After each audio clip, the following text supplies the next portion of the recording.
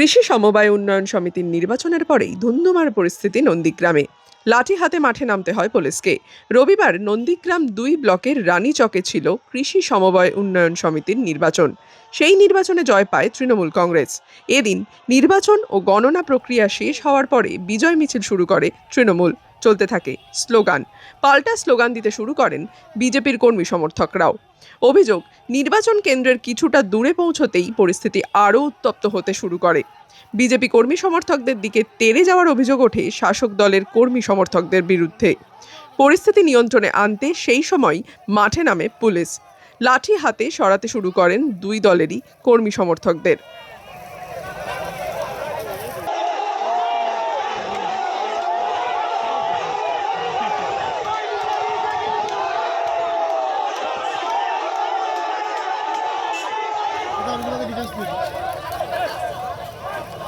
না না না হ্যাঁ হ্যাঁ হ্যাঁ হ্যাঁ হ্যাঁ হ্যাঁ